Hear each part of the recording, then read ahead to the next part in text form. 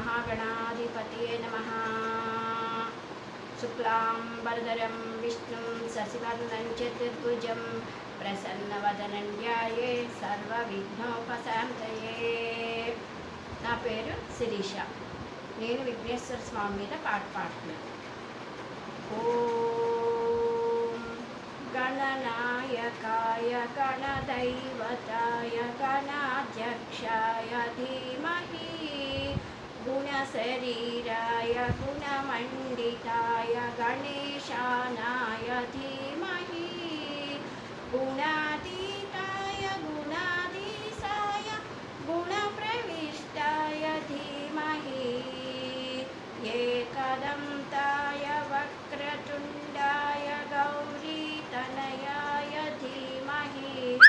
गजेशानाय बालचन्द्राय श्रीगणेशाय धीमहि गानचतुराय गानप्राणाय गानान्तरात्मने गानोत्तुकाय गानमत्ताय गानोत्तुकमनसे गुरुपूजिताय गुरुदैवताय गुरुकुलस्थायिने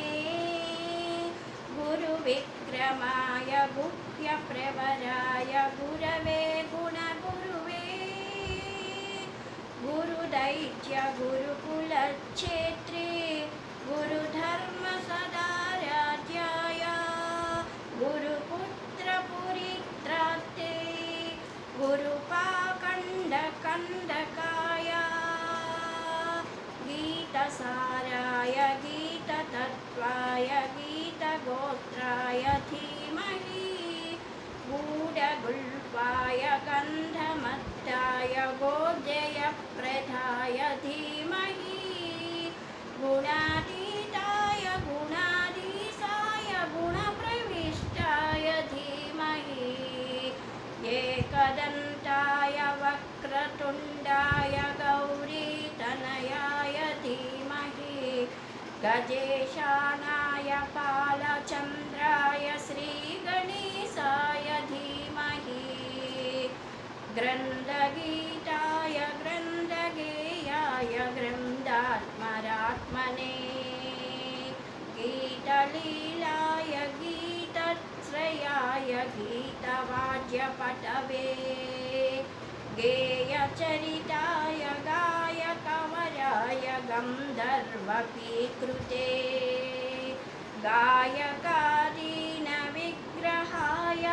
गङ्गाजलप्रणयवते